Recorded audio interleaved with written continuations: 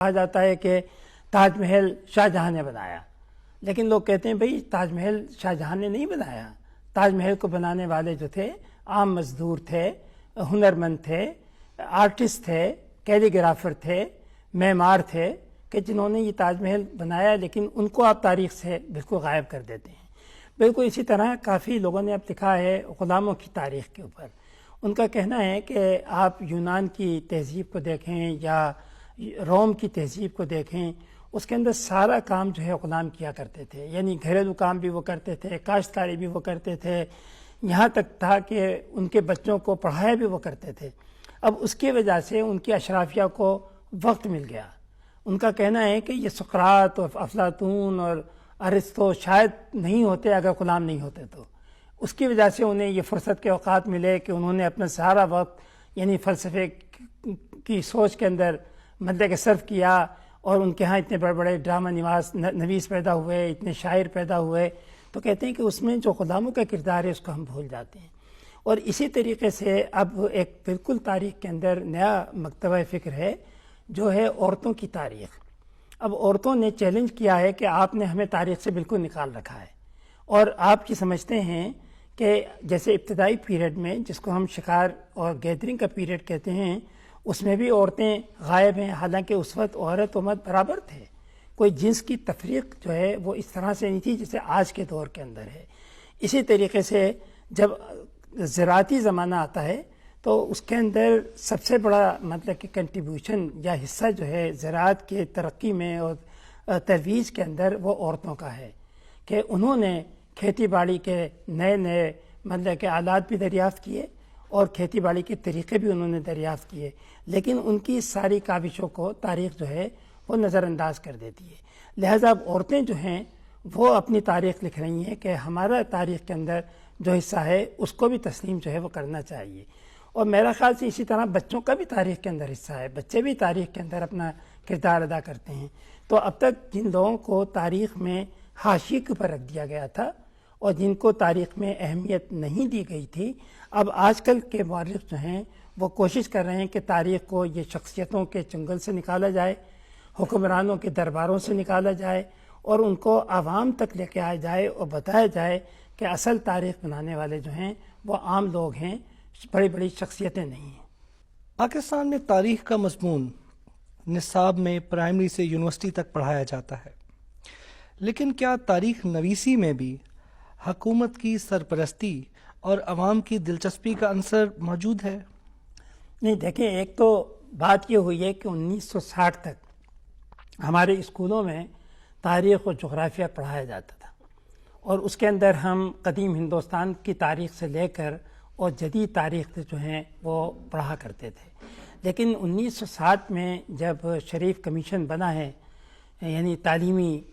منصوبہ بنایا گیا، تو اس میں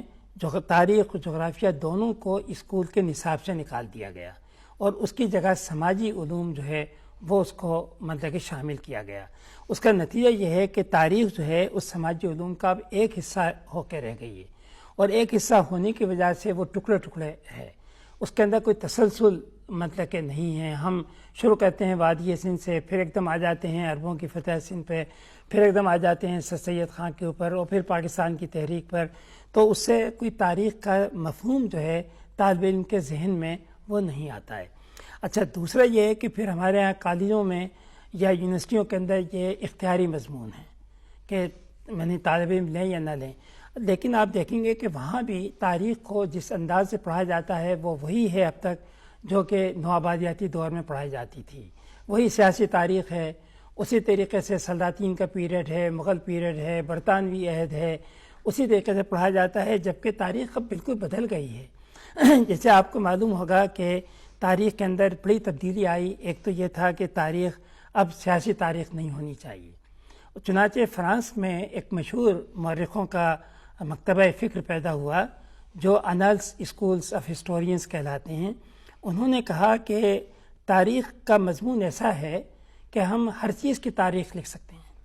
یعنی اس میں تاریخ میں کوئی چیز ایسی نہیں ہے جو تاریخ کے مضمون سے باہر ہو۔ چنانچہ انہوں نے کہا ہم جذبات کی تاریخ بھی لکھ سکتے ہیں، مثلا انہوں نے آنسوؤں کی تاریخ لکھی ہے، انہوں نے غصے کی تاریخ لکھی ہے، انہوں نے نجی زندگی کی تاریخ لکھی ہے، پھر اس کے بعد انہوں نے چیزوں کی تاریخ کے اوپر آئے، تو ان کا جیسے دیکھیے رسٹ واچ ہے، رسٹ واچ کی تاریخ ہو سکتی ہے کہ جب سے رسٹ واچ آئی ہے تو آپ دیکھیں کہ کس طریقے سے ہم وقت کے پابند ہو گئے ہیں، ہر بات کے لیے اپنی گھڑی کو دیکھتے ہیں، کس طریقے سے ہماری باڈی موومنٹ، ہماری سوچ اب ساری یعنی ایک رسٹ واچ کی گرد جو ہے وہ گھومتی ہے۔ تو اس لیے ان کا کہنا یہ ہے کہ تاریخ کو بہت اب وسیع معنوں میں دیکھنا چاہیے، سوشل، کلچرل، اکنامک یعنی معاشی، سیاسی ساری پہلو جو ہیں تاریخ کے اندر آ گئے ہیں۔ تاریخ کو اب محض سیاست یا معیشت تک محدود کر کے جو ہے وہ نہیں رکھنا چاہیے۔ تو اس لیے تاریخ کا علم جو ہے وہ بڑھتا جا رہا ہے، چونکہ ہمارے ہاں اب تک ہم نصاب کے اندر جب تک تبدیلی نہیں لائیں گے اور پرانی وضع اور روایتی تاریخ کو رکھیں گے، اس وقت تک تاریخ کا مضمون جو ہے وہ دلچسپ جو ہے وہ نہیں رہے گا۔ لیکن اگر ہم نصاب کو بدلیں گے اور اس کے اندر یعنی ہم جس کو ہم کہتے ہیں کلچر کو اور جذبات کو اور چیزوں کی تاریخ کو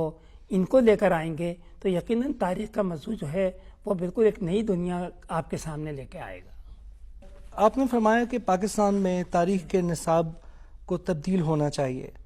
کیا اس تبدیلی سے پہلے ہم یہ بھی جاننا چاہیں گے کہ اس وقت پاکستان میں تاریخ کا نصاب کن خطوط پر استوار ہے اور اس میں کیا تبدیلی کی جا سکتی ہے؟ اچھا دیکھیں، ایک تو نصاب جو ہے نا وہ ہمیشہ سے بہت ہی حساس چیز ہوتی ہے ہر حکومت کے لیے، کیونکہ ان کی کوشش یہ ہوتی ہے کہ اس نصاب کے ذریعے سے ایک تو طالب علموں کے اندر حب الوطنی کے، قوم پرستی کے جذبات جو ہیں وہ پیدا ہونے چاہیے، ایسا مواد ان کو دینا چاہیے کہ جو متنازع نہ ہو، کوئی جس میں سوالات جو ہے وہ نہ ابھریں۔ تو یہ ایک عام طور سے ہم جیسے ملکوں کے اندر نصاب کے بارے میں یہ تاثر جو ہے وہ ہوتا ہے، لیکن میرا یہ خیال ہے کہ اب دنیا جو ہے وہ بدل رہی ہے، معلومات کے ذرائع جو ہیں وہ بھی اب بڑھ رہے ہیں،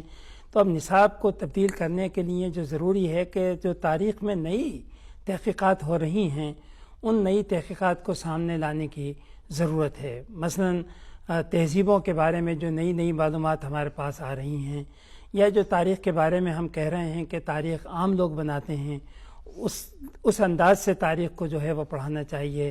ہیرو ورشپ کا جو ایک نظریہ ہے یا شخصیت پرستی جو ہے تاریخ سے، اس کو مطلب کہ نکالنا چاہیے۔ اور پھر سب سے بڑی بات جو ہے وہ یہ ہے کہ تاریخ کی نصاب کے ذریعے سے طالب علموں کے اندر ایک تاریخی شعور اور تاریخی آگہی جو ہے وہ پیدا کرنا چاہیے، چونکہ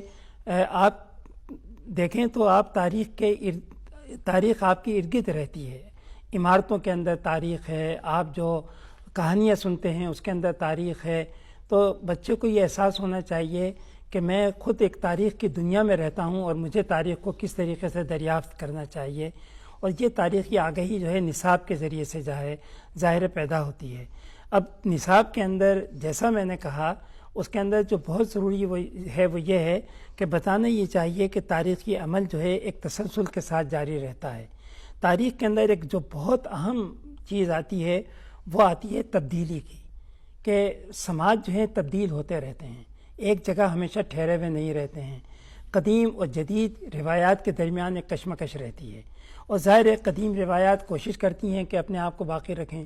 جدید جو ہیں وہ چاہتے ہیں کہ دنیا جو ہے وہ چینج ہو۔ تو یہ جب تک ذہن میں نہیں آئے گا کہ ہم بغیر تبدیلی کے آگے نہیں بڑھ سکتے ہیں، یعنی طالب علم کے ذہن کے اندر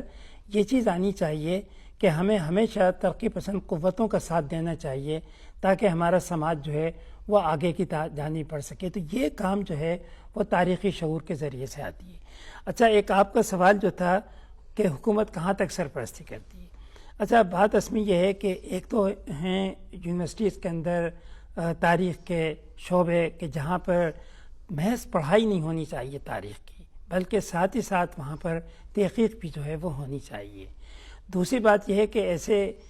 آزاد اور خود مختار ادارے ہونے چاہیے تاریخ کے کہ جہاں پر لوگ آزادانہ طور کے اوپر تاریخ کے اوپر تحقیق کر سکیں۔ اچھا، ہمارے ہاں اگر آپ حکومت کی سرپرستی میں آ جاتے ہیں تو اس کا ایک نقصان یہ ہوتا ہے کہ پھر آپ حکومت کے نقطہ نظر کو بیان کرنے کی کوشش کرتے ہیں، اس لیے میں یہ سمجھتا ہوں کہ تاریخ کے مضمون کے لیے بھی اور دوسرے مضامین کے لیے بھی یہاں پر ہمارے معاشرے کو مدد کی ضرورت ہے کہ وہ ایسے آزاد و خود مختار ادارے قائم کرے کہ جہاں پر مورخ بیٹھ کر بہت آزادی کے ساتھ تاریخ کو بیان کر سکیں اور جو حکومتی نقطہ نظر ہے ضرورت پڑے تو اس کو بھی چیلنج کر سکیں، چونکہ جب تک آپ یہ کام نہیں کریں گے تاریخ آگے نہیں بڑھے گی۔ چونکہ یونیورسٹیوں کے اندر جو تاریخ لکھی جاتی ہے وہ ایک طرح سے بڑی محدود ہو جاتی ہے، لیکن یونیورسٹی کے باہر جو تاریخ لکھتے ہیں آزادانہ طور کے اوپر، وہاں آپ تاریخ کو بالکل ایک دوسرے نقطہ نظر سے دیکھتے ہیں۔ اس پس منظر میں جب ہم دیکھیں تو پاکستان میں تاریخ نویسی ایک زبوں حالی کا شکار نظر آتی ہے۔ کیا یہ زبوں حالی ہمارے سیاسی اور سماجی شعور کی ناپختگی کی علامت ہے؟ ہاں بالکل، اس کی وجہ یہ ہے کہ ہمارے ہاں تاریخ کے مضمون کو زیادہ اہمیت نہیں دیتے۔ اچھا، اس کی دو وجوہات ہیں اہمیت نہ دینے کی۔ ایک وجہ تو یہ ہے کہ انہیں تاریخ کے مضمون کی افادیت کا علم نہیں۔ دوسرا یہ ہے کہ شاید ہماری اشرافیہ جو ہے وہ تاریخ سے ڈرتی ہے کہ کہیں تاریخ ان کے جرائم کو، ان کی بدعنوانیوں کو تاریخ میں شامل نہ کر لیا جائے اور لوگوں کے سامنے نہ لایا جائے، اس لیے اس کا ایک طریقہ یہ ہے کہ اس کو بالکل نظر انداز کر دیا جائے۔ تو یہ دو طریقے ہیں، لیکن یہ ہے کہ اگر ہم خود اپنی تاریخ نہیں لکھیں گے، جیسا کہ ہم دیکھ رہے ہیں کہ ہم نہیں لکھ رہے ہیں، تو اس کی دوسری شکل یہ ہوتی ہے کہ پھر دوسرے لوگ ہماری تاریخ لکھیں گے، اور جو لکھ بھی رہے ہیں۔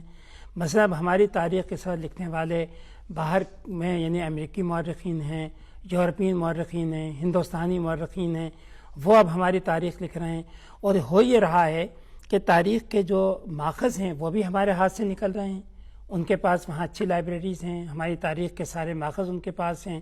اور ہو یہ رہا ہے کہ جب وہ ہماری تاریخ لکھیں گے تو پھر ہم اپنے آپ کو ان کے نقطہ نظر سے دیکھیں گے، ہم خود اپنی تاریخ سے محروم ہوتے چلے جائیں گے۔ اس کو ہم یہ کہہ سکتے ہیں کہ دیکھا جائے تو ہم کلونیلزم سے آزاد تو ہو گئے ہیں سیاسی طور کے اوپر، لیکن علمی طور پہ ہم ابھی بھی کلونیلزم کے اسیر ہیں۔ ابھی بھی امریکن یا برطانوی یونیورسٹیز کے اندر ہماری تاریخ کو لکھا جا رہا ہے، اور ہم انہی کو مستند سمجھ کے انہی کو پڑھتے ہیں، چونکہ خود ہم ایسے مستند مورخ پیدا نہیں کر رہے جو ہم اپنی تاریخ کو تنقیدی نقطہ نظر سے دیکھ کر اور دنیا کے دوسرے لوگوں سے منوا سکیں کہ یہ ہماری تاریخ ہے، یہ ہمارا نقطہ نظر ہے، اس کو آپ کو تسلیم کرنا چاہیے۔ ابھی تک ہم اس پوزیشن کے اندر نہیں آئے ہیں۔ کیا اس صورتحال میں فوجی آمریتوں کا بھی کوئی کردار رہا ہے؟ ہاں نہیں، بالکل فوجی آمریتوں کا تو بہت کردار رہا ہے، کیونکہ آپ یہ دیکھیں کہ جب بھی آمرانہ حکومتیں آتی ہیں تو ان کی پہلی کوشش تو یہ ہوتی ہے کہ جو مزاحمتی تحریکیں ہیں ان تحریکوں کا ذکر جو ہے وہ نہیں ہونا چاہیے، یا ایسے تمام نظریات کہ جو استبدادی قوتوں کو یا آمرانہ قوتوں کو چیلنج کرتے ہیں، ایسے نظریات جو ہیں ان کو نہیں ابھرنے دینا چاہیے۔ ایک کام تو یہ ہوتا ہے۔ دوسرا یہ ہوتا ہے کہ وہ ہمیشہ یعنی جمہوری حکومتوں کو تنقیدی نقطہ نظر سے دیکھ کے اور مطلب کہ ان کے بارے میں یہ تاثر دیتے ہیں کہ یہ سارے حکومتیں جو تھیں یہ نااہل لوگوں کی تھیں، اب ہم آ کے اس ملک کو ٹھیک کریں گے۔ تو آپ یہ دیکھیں نصاب کی کتابیں ایک دم بدلتی رہتی ہیں، مطلب کہ جب ایک آمر آتا ہے تو وہ اپنے پہلے والے ماضی کے دور کو برا ثابت کرنے کی کوشش کرتا ہے، اور جب دوسرا آمر آتا ہے تو وہ پھر اپنے پہلے والے دور کو، اس طرح سے ہماری نصابی کتابیں مطلب کہ آئے دن بدلتی رہتی ہیں۔ تو اس کی وجہ سے یہ ہوتا ہے کہ ہمیں تاریخ کا صحیح مفہوم ہم نہیں بنا پاتے، اور ایک کنفیوژن جو ہے ہمارے لوگوں کے ذہنوں کے اندر پیدا ہوتا ہے کہ آخر ہماری تاریخ ہے کیا، اس میں تاریخ میں کوئی تسلسل بھی ہے یا نہیں ہے، یا یہ تاریخ جو ہے